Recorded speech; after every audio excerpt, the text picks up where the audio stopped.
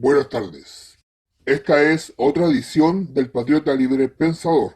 Continuando con los videos que estamos haciendo con respecto al marxismo, ahora veremos los efectos del socialismo en la isla de Cuba, que estuvo regida por el marxista y revolucionario Fidel Castro. Luego el poder lo tuvo su hermano y actualmente es un presidente designado del Partido Comunista quien gobierna la isla. Como todos sabemos, Fidel Castro es un dictador de izquierda y que su gobierno fue financiado por la Unión Soviética. Muchos agentes de la KGB fueron trasladados a la isla para el adoctrinamiento político de los militantes del Partido Comunista. En esta imagen se puede ver claramente cuando Fidel viajó a este país y fue recibido con vítores en una gran celebración masiva como líder de la revolución comunista en Latinoamérica. Pero remitámonos a las imágenes. Esta era Cuba en los 50, antes que empezara la revolución, donde tenía un gran desarrollo económico, autos del año, grandes hoteles, fiestas lujosas y fastuosas de los magnates norteamericanos. Realmente era similar a Miami, pero comenzó la revolución y la excusa era que Cuba se había convertido en un basurero de corrupción, infiltración de la mafia siciliana, donde los políticos norteamericanos tenían ciertas inversiones libres de impuestos, donde incluso se reunían para conspirar contra el mismo gobierno norteamericano o para ganar la presidencia. Entonces, según la visión comunista, el país se había convertido en la cuna de la corrupción y el capitalismo, y que eso ameritaba una revolución. Para esto también llegó Ernesto Guevara, que fue un nefasto personaje, asesino frío y despiadado, que fue la mano derecha de Fidel Castro, lo que queda expresado en esta cita. Fusilamos, fusilaremos y seguiremos fusilando a quienes estén en desacuerdo con nuestra gran revolución. O sea, está diciendo claramente que no le importa nada, solo querían imponer su voluntad, la ideología comunista y un régimen totalitario. Hay gente que usa una polera con esta imagen y cree en estas palabras como si hubiera sido una gran hazaña, pero no se dan cuenta que Guevara era un maniático y asesino compulsivo, clasista, racista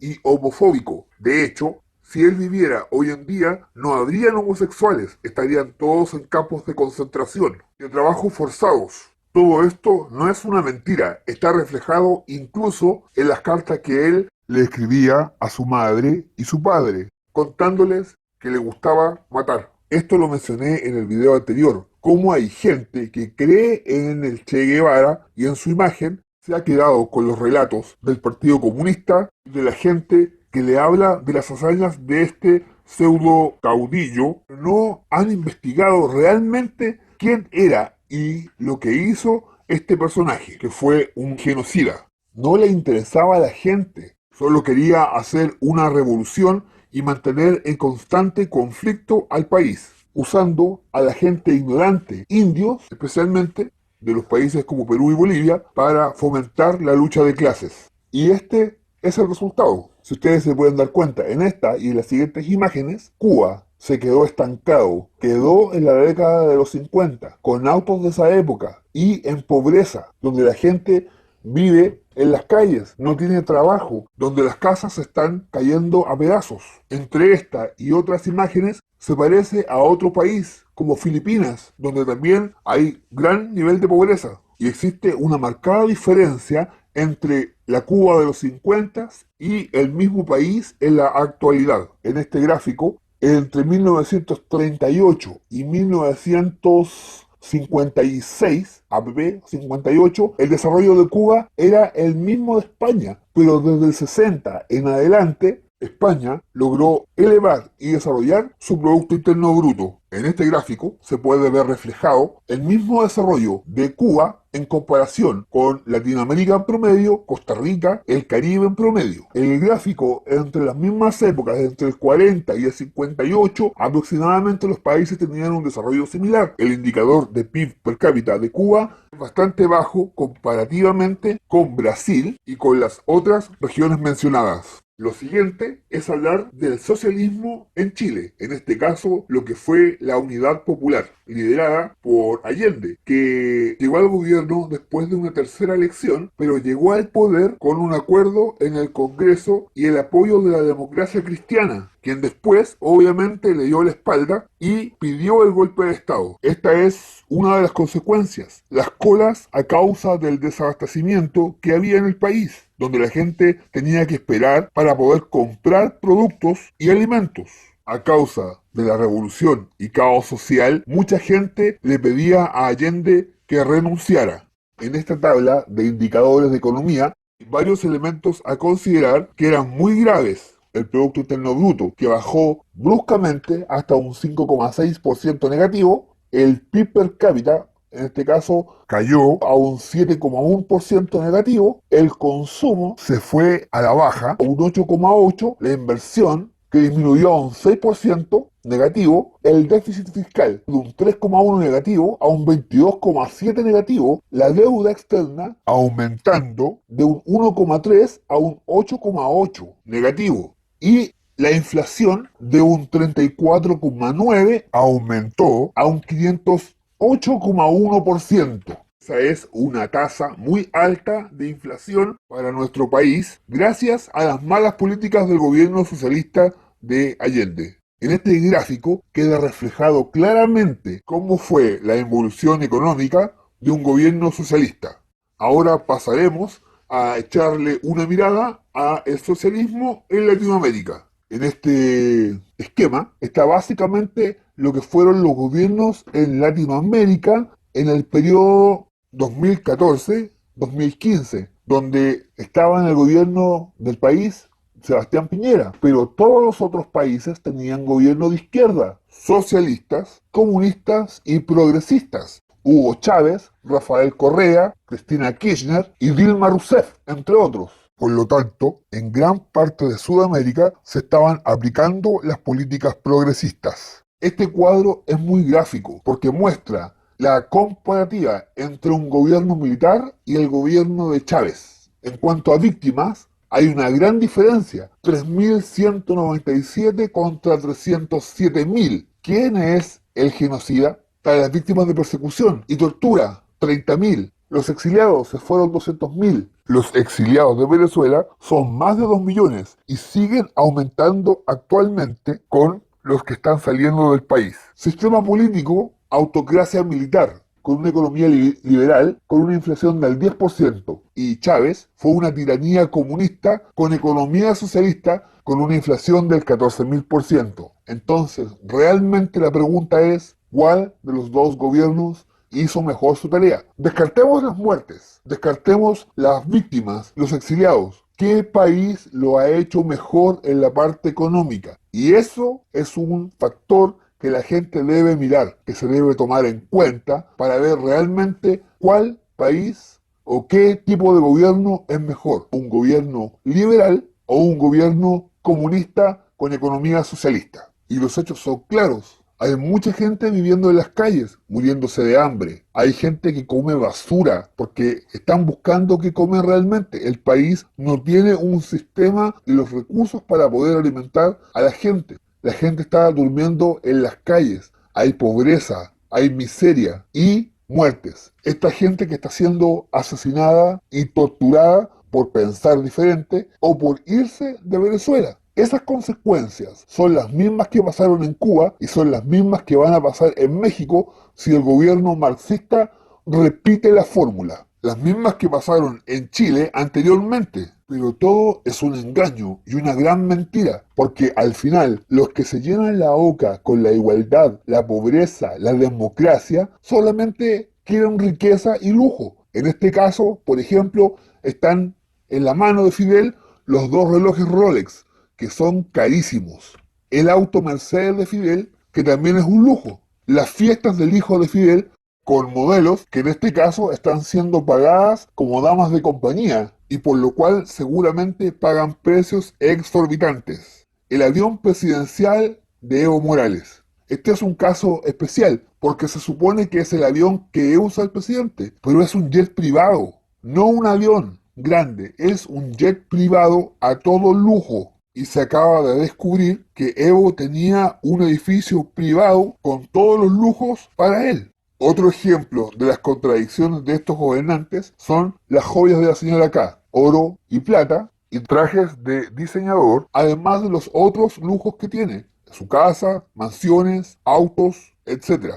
De la nueva camada de políticos, Giorgio Jackson también usa y abusa de los privilegios de ser diputado de la República, en este caso con su jet privado. Camila Vallejos y Carol Cariola hicieron un video en YouTube tratando de justificar lo injustificable, tratando de desmitificar el legado de Marx. Según ellas, Marx no quería quitarle la propiedad a la gente. Eso es una completa mentira y totalmente contradictorio. Ya lo habíamos explicado en el video anterior. La frase lo explica todo textualmente. La teoría del comunismo se puede reducir a una oración: abolir toda propiedad privada, lo que significa una tiranía total, una dictadura, opresión y el control de la gente, coercitivamente, quitándole sus derechos, quitándole la libertad a las personas, incluso su propia dignidad. Tratan de negar que Marx proponía la división de la sociedad a través de la lucha de clases, cuando todos sabemos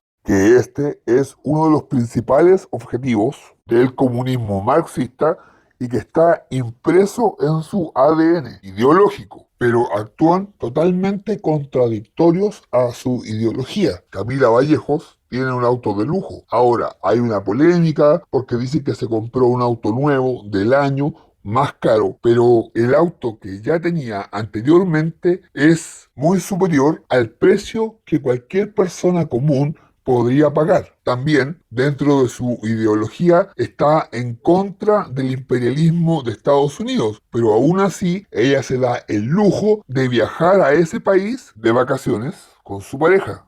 En este cuadro está reflejado claramente lo que es la desigualdad de nuestro país.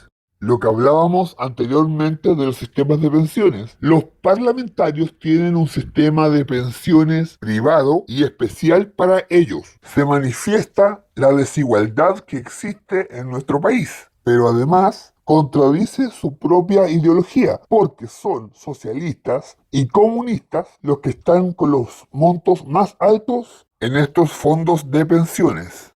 Además, existe un gran nivel de corrupción donde simplemente se han perdido o dilapidado millones de pesos de los impuestos de todos los chilenos para pagarle a falsos exonerados, que actualmente se han convertido también en operadores políticos, apernados en el gobierno y no pueden ser sacados. Tienen información privilegiada que se la pasan a los partidos políticos para actuar en contra del gobierno de turno. También ha servido para financiar campañas políticas en otras instituciones como las universidades, para ganar los cargos en las federaciones de estudiantes y poder influir políticamente en los universitarios con adoctrinamiento de izquierda. Pero el resultado es, por ejemplo, lo que pasó en la Federación de Estudiantes de la FECH. El señor Grau se gastó 120 millones de pesos en una fiesta que no resultó y los recursos se perdieron. Simplemente son 120 millones de pesos perdidos. ¿Y quién responde por eso?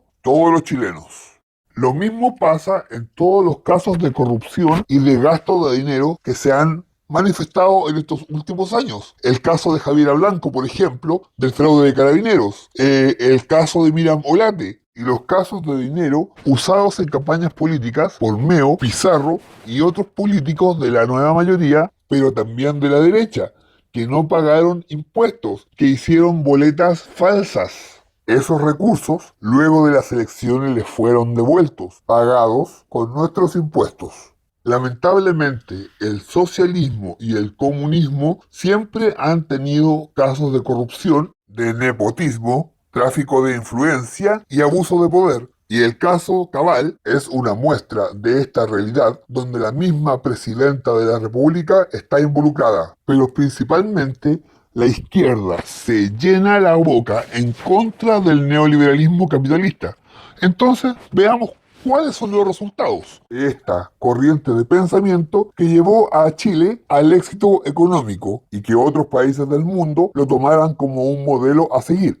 Con un crecimiento del ingreso per cápita desde 1975 de forma explosiva, donde se ha reducido la pobreza al 50%, donde el gráfico del índice Gini de desigualdad ha ido en una clara tendencia a la disminución en todos los grupos etarios de la población chilena. Nuestro país ha sido catalogado en la media de los países con desigualdad, tales como Austria, Dinamarca, Alemania, Noruega, Suiza. Chile está en ese nivel, con China, con Colombia, con México, con Polonia.